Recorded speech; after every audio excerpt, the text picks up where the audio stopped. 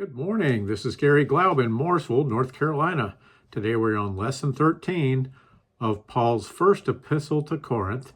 We're covering 1 Corinthians chapter 7, verses 17 through 40, and this one's called Be Content. One of my favorite sayings in the Christianese language is that God does not call the qualified, He qualifies the called. Every once in a while we get a little peek into God's plan and purpose. But most of the time, it is never more than a peek. Think about it. If all things work together for good for those who are the called according to God's purposes, we sometimes can see how something worked for good in the present in our lives. But we don't see the far-reaching ramifications of a singular action or decision, nor can we see the effect that action or decision had in the lives of others. For an example, think about how Paul's decision to follow Jesus impacted each of us. We are working on a machine with one gear, while God's machine has an infinite number of gears. If we can accept, receive, and believe the promises of God, then the next logical step is one of contentment. Let's read our first passage today. 1 Corinthians chapter 7, verses 17 through 24 says this. But as God has distributed to each one, as the Lord has called each one, so let him walk. And so I ordain in all the churches. Was anyone called while circumcised? Let him not become uncircumcised. Was anyone called while uncircumcised? Let him not be circumcised. Circumcision is nothing, and uncircumcision is nothing. But keeping the commandments of God is what matters. Let each one remain in the same calling in which he was called. Were you called while a slave? Do not be concerned about it, but if you can be made free, rather use it. For he who is called in the Lord while a slave is the Lord's freed man. Likewise, he was called while free is Christ's slave. You were bought at a price. Do not become slaves of men. Brethren, let each one remain with God in that state in which he was called. The early church consisted of Jews and Gentiles, rich and poor, slaves and free men, and every other type of person as well. That is not so different today, even though slavery is not as pervasive today as it was in the days of both Jesus and Paul. Certainly, Christianity has spread to the four corners of the world, and believers in these diverse locations have different issues to deal with in their Christian walks than most of us. The official stance of the Communist Party is atheistic, which tells us that life in an authoritarian communist nation must be exceedingly difficult for a Christian. Christians in many nations are forced underground, attending unregistered home churches. We may see this as a terrible thing, but it reminds me of a quotation by Corrie ten Boom, who was a prisoner in the Ravensbrück concentration camp in Nazi Germany. She said, "You can never learn that Christ is all you need until Christ is all you have." Even the darkest situation can still be a blessing to a follower of Jesus. In this passage in 1 Corinthians, Paul emphasized contentment. Wherever God has placed us, be content in that location, status, or position. In the early church, the Judaizers attempted to force Gentiles who wanted to become Christians to become Jews first. This involved getting circumcised as well as adopting the Jewish food restrictions. The leadership in the early church addressed this, identified it as incorrect doctrine, and put an end to it. But the diversity of people caused issues occasionally. Paul chastised Peter for not sitting with the Gentile Christians and sharing meals with them. Peter struggled with letting go what he had done as a Jew, but in those actions, he was failing to embrace the Gentile believers with love. If God has chosen someone, what gives us the right to not accept that person? Paul also addressed slaves who had come to Jesus. We can gain a little more insight into this particular subject by reading Philemon. But even slaves were to be content in their lives, even in slavery. There are many people who either oppose the Bible or pick and choose which parts of the Bible they will believe or disbelieve that are deeply offended by this. Slavery is wrong. So if God doesn't address slavery, he must be wrong as well. By the way, God did not create slavery. Man did, and man is sinful. People who either misunderstand God or misinterpret God expect him to step into our timeline and fix everything that they think is wrong. Never forget, this is earth, not heaven, and sin is everywhere. When we expect God to do what we want him to do, or what we would do, we shrink God and try to make him small, our size, like us. He is God who knows everything. We also need to keep in mind that the form of slavery that existed in Israel in the days of Jesus was nothing like the slavery that existed in the United States until it was abolished in 1865 by the 13th Amendment. Slavery was abolished in England in 1834, thanks to the efforts of William Wilberforce, a Christ-following member of Parliament. In Israel, slaves were treated well, and slavery provided poor people without jobs a temporary solution to their poverty, giving them jobs, a roof over their heads, and food to eat. But even for slaves in the American South, who were rarely treated well, we still can understand that as believers, we should be content. I think the problem that most of us have with earthly contentment is that we are too focused on our lives here and not as focused as we need to be on our eternal lives to come. We all have heard the phrase, "Don't be so heavenly minded that you are no earthly good." I think it is a much larger problem to be too earthly minded. It is understandable that we focus on our lives on this earth and the present. After all, our lives here are tangible. We can feel them, touch them, and see them. Our eternal lives are simply a promise from God. But as God never has broken a promise, faith should remind us to trust God. I often have said that it doesn't matter what we have to endure on this earth. How does the 70 or so years here compare to eternity? Even if we suffered continuously for all 70 years, wouldn't it still be worth it when we get to heaven? But honestly, we don't suffer every moment while on this earth. As believers, God dwells within us, comforts us, and as Corrie ten Boom said, might sometimes be all we have. Let's read the next passage. 1 Corinthians chapter 7, verses 25 through 28 says this, "Now concerning virgins, I have no commandment from the Lord, yet I give judgment as one whom the Lord in his mercy has made trustworthy. I suppose, therefore, that this is good because of the present distress, that it is good for a man to remain as he is. Are you bound to a wife? Do not seek to be loosed. Are you loosed from a wife? Do not seek a wife. But even if you do marry, you have not sinned, and if a virgin marries, she has not sinned.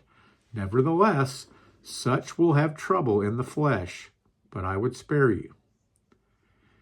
In our previous lesson, Paul addressed marriage and mentioned that there were blessings to those who were single, as he was, and blessings for those who were married. There seem to be far more Christians who choose marriage, but as stated in our previous lesson, Christians do not honor their marital vows any more than the married non-Christians. The divorce rate for both in the United States is about 50%. A large part of this is that only a small minority of Christians have read all of their Bible, and most pastors skip the difficult or convicting verses, as some of the sheep in their congregations might be offended and choose to attend different churches.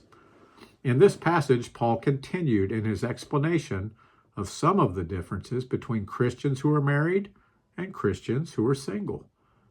The married woman, for example, cares about the things of the world and how she may please her husband. A single Christian woman needs to have only two concerns: how to please God by being holy in body and also in spirit. Obviously, part of being holy in body is for a virgin to remain a virgin. Paul stated that there was no issue if that virgin decided to marry. There was nothing wrong with being either a virgin or being married, but in either case, they were to be content. At the same time, a sexually active single woman is unable to keep either her body or spirit holy. For those who feel that God has called them to be single, be single. For those who feel that God has called them to be married, be married. And be content wherever he has called you. Let's read the next passage. 1 Corinthians chapter 7, verses 29 through 35 says this. But this I say, brethren, the time is short, so that from now on even those who have wives should be as though they had none, those who weep as though they did not weep, those who rejoice as though they did not rejoice, those who buy as though they did not possess, and those who use this world as not misusing it. For the form of this world is passing away. But I want you to be without care. He who is unmarried cares for the things of the Lord, how he may please the Lord. But he who is married cares about the things of the world, how he may please his wife. There's a difference between a wife and a virgin.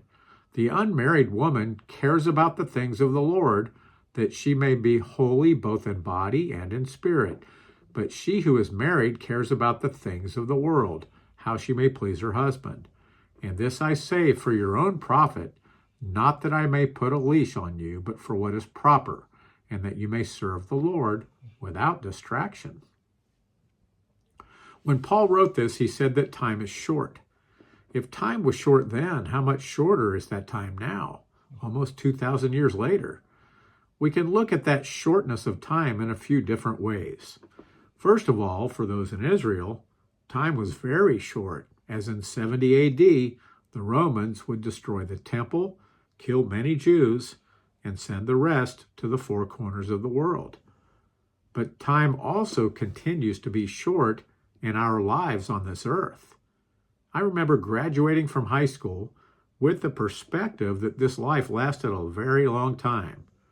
But when approaching 70 and now being over the hill, going downhill is much faster. Personally, I know that there will be far fewer days ahead than days behind. I think this simple statement by Paul was meant to encourage us to make our time count as believers. Don't sit on our hands waiting for God to tell us what he wants us to do. Get up and do something for Jesus. Step out in faith and see how he makes it work together for our good and for his glory. The third aspect of this is that every single day we are one day closer to Jesus returning. If there's someone we love who does not know Jesus, act in the same manner as if we knew Jesus was coming back tomorrow.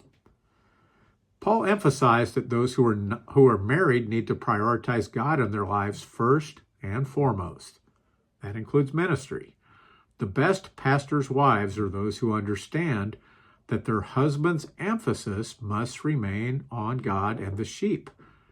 His wife and family are also a concern, but he must put God first above family or self.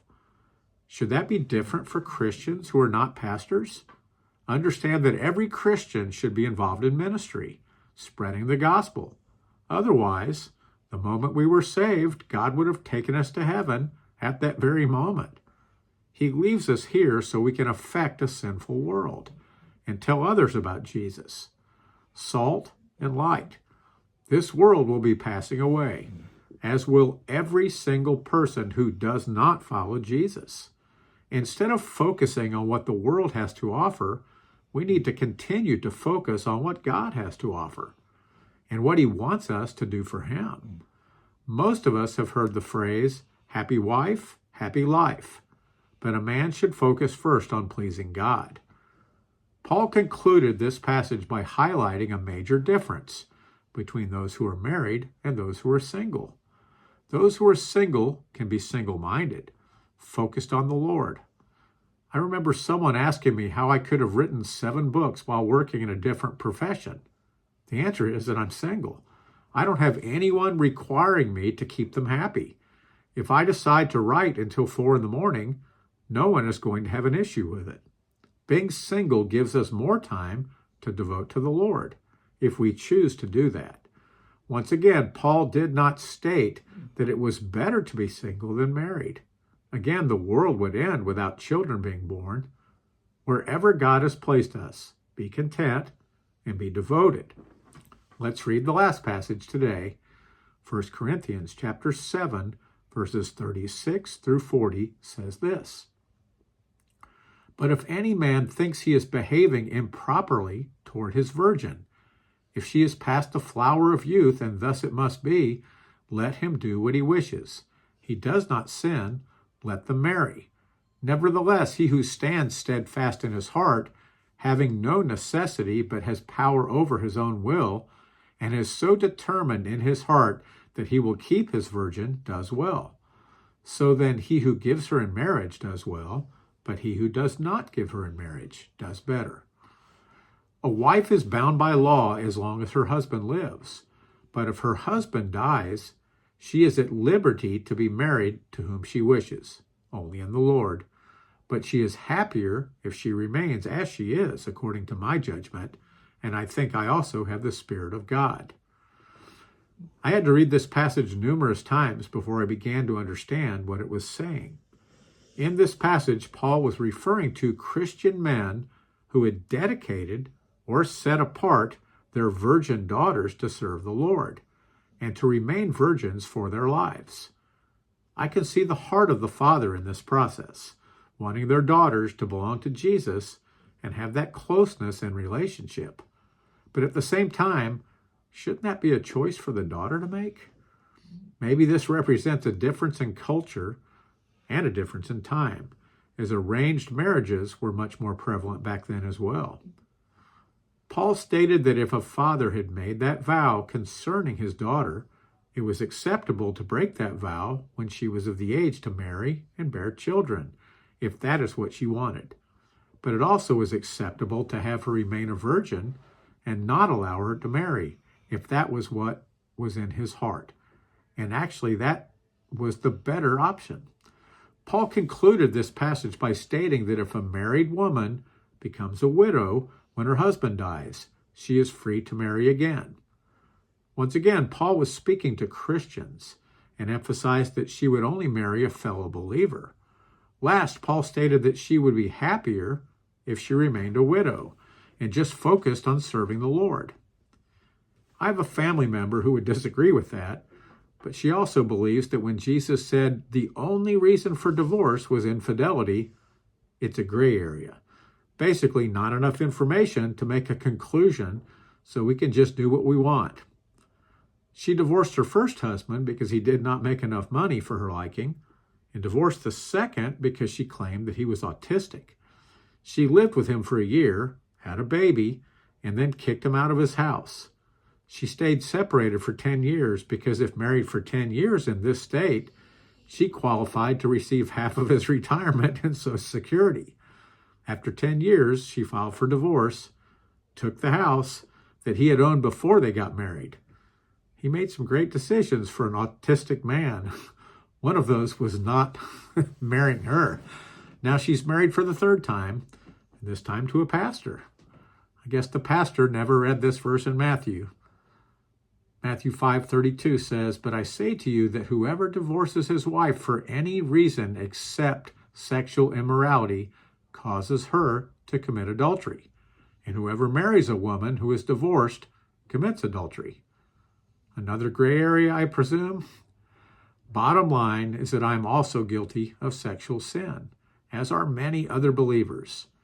We also need to understand the difference between sin and acting as if we have a license to sin. More sin, more grace. Instead of desiring what we don't have, we need to be more focused on what we do have, what God has provided. And whether he calls us to be married or single, be content. If we think God has placed something on our hearts regarding marriage, the first step is to balance that against God's word. He will not conflict what he said in the Bible. If we are hearing something different than what the Bible says, we are listening to our own desperately wicked hearts, not the heart of God. I've been blessed to know some godly single people and some godly married couples. I think it is more difficult for the married couples, but the ones who remain married do so because their focus remains on Jesus. It is difficult to think we would not be content if Jesus is our focus. This is Garry Glaub in Mooresville, North Carolina. Have a blessed day.